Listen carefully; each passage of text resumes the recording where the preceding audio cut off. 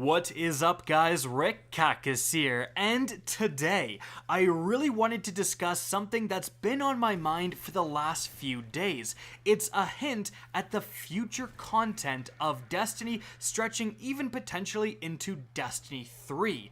Now, where does this come from? Well, it comes from the last official Bungie weekly update, the TWAB, where there, Destiny franchise director Luke Smith was talking about the future of Destiny. And of course, a lot of people are wondering what that future is going to look like because recently Bungie split from Activision. They've gained independence and they now own the property of Destiny themselves. They're going to self-publish. So likely that's going to mean a lot of changes down the road, but what changes are those going to be? Well, in that update, Luke Smith talked a little bit about what's happening in Destiny for the short term, saying that they've learned lessons from Black Armory. They're going to make the next annual pass expansion with Joker's Wild more front-heavy in terms of content and more things to do for players right off the bat instead of just having to level up to get to the new content, stuff like that. They also talked about long-term, Bungie is committed to Destiny, quote, "We've created the universe and hold its future entirely in our hands. The vast majority of the team is hard at work envisioning future experiences, enemies, and ways to play the Guardian you've been building since 2014. We're going to keep doing that." That's pretty much to be expected. The really interesting part comes further down, where Luke Smith ends with, "When I look ahead and think about Destiny and where it could go, I see a bright future with roots in a memorable past. Not everything has been lost in the dark corners of time. See you soon, Luke." That very last statement kind of seems innocuous at first, but it's really gotten myself and a lot of other people thinking. What did he mean by that? Because this is a really good example of the fact that he said anything at all is really telling. This was not included in the long-term goals of Destiny. This was his own thing that he decided to put in there to give us a little bit of a hint on what's coming. And the most interesting part to me is when he says, "Not everything has been lost in the dark corners of time."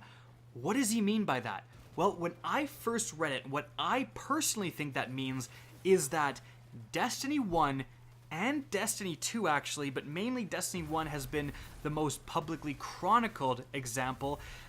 They went through development nightmare. Destiny 1 kind of restarted everything a little bit over a year out from when it launched. It was going one path, and basically the CEO at the time didn't like what they were doing, changed everything, and they were scraping together. That's why Destiny 1, when it launched, it was, I don't want to say a mess, because it ended up being very successful, but it was kind of a mess. And it relied on the expansions, especially it relied on the Taken King to improve the direction of everything. But this was a huge thing. One of the key writers, in fact, the lead writer on Destiny, ended up leaving the franchise because he was basically furious that they threw away all of his work. The entire storyline at that point had to be scrapped and a new one was cobbled together. And I mean, one of the main criticisms going back to Destiny 1 is that it had no story. Well, they basically scrapped the original story and made a new one last minute. So of course it's going to have no story. And so when Luke says not everything has been lost in the dark corners of time, to me it says maybe they've still got some of those assets that belong to Destiny 1 that were scrapped, that were put aside, that didn't get fully envisioned when the game came out, and potentially they're going to look at reintroducing them. It's not just the story that was scrapped. So much content ended up getting scrapped as well. If you go back and look at the original Destiny trailers, it's fascinating. They've got scenes with the Reef. They have a scene within the Dreadnought, which of course, it ended up being scrapped and then made its way back into the game with Taken King. Now, cynics of Destiny are going to say, well, it's held back content. And in some ways that may be partially true. Certain things had to be cordoned off for the first two expansions, but I think definitely with the Dreadnought, that just wasn't finished. They had to scrap it, and then they kind of revitalized that later. But those are examples of things that they showed and that ended up in DLCs. There's examples of things that they showed that just disappeared. Like this forested area that was shown in one of the original trailers of Destiny. What happened to this? This is clearly a player walking through what appears to be the EDZ. potentially this kind of was repurposed and reimagined and is the EDZ now in Destiny 2, but that never made its way into Destiny 1. And there's so many more examples of this.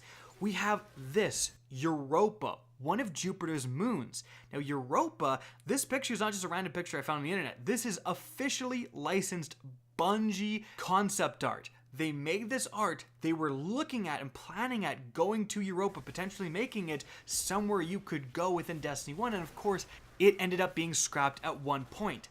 How many more examples of Europas and EDZs and other things that were envisioned for Destiny 1, but because it went through that super rough development, had to be scrapped, or is potentially just sitting on the sideline? So to me, I think Luke Smith is hinting at some of those things, those assets that didn't end up in Destiny 1, and goodness knows what didn't end up in Destiny 2. Destiny 1, we have more public examples of this, but Destiny 2 could have been the same thing. That those assets could be brought back, they could be revitalized, and we may get a trip to Europa and stuff like that within Destiny 2 in terms of future content. That is super exciting, and we could even see potentially a revitalization of what the main storyline meant to be, what Bungie originally envisioned that story being. We could see a shift in direction towards that sort of content as well, which is also exciting.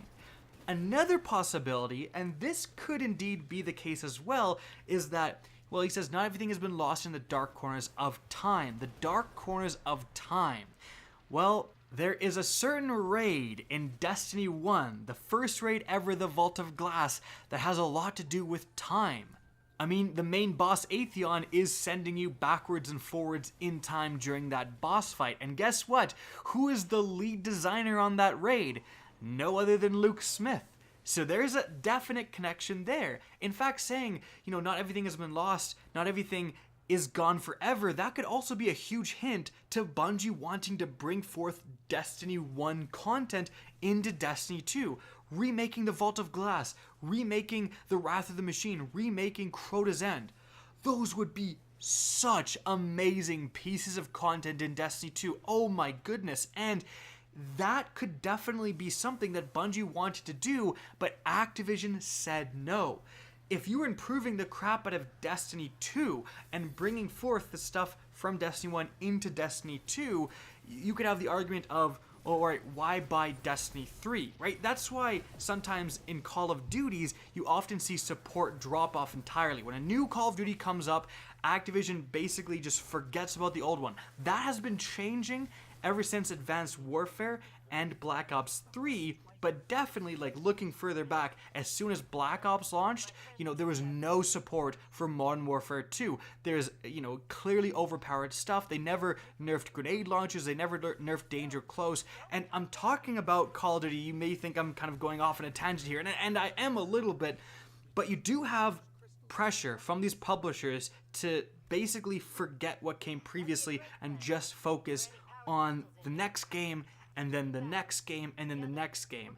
But now that Bungie has their independence, they may just really soup up Destiny 2 and not even be planning to do a Destiny 3 for a long time. But that is just a big mood speculation. It could also be that, like I said previously, with revitalizing some of the scrapped content of Destiny 1 and 2, that Bungie is really looking to make Destiny 3. Now, you may be thinking, well, why would they do this? They finally got their independence, they're going to shore up Destiny 2.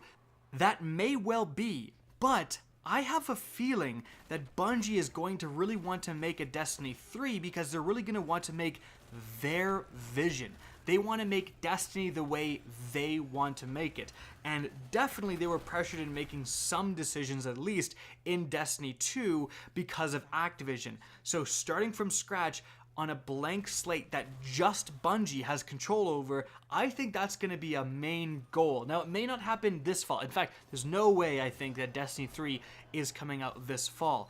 But, with that first possibility of what this means, going back to Destiny 1, revitalizing that story, having a story similar to what Destiny 1's original story was meant to be with Destiny 3, and using a lot of those scrapped assets and really dropping a game that was your original vision for the Destiny franchise with Destiny 3, I think that is a super big possibility as well. Probably it's a mix of all of these. We could see Bungie looking to revitalize some Destiny 1 assets and adding more Destiny 1 content into Destiny 2. We could see them looking forward and trying to really make their vision come true, and probably, again, we're going to get a mix of both.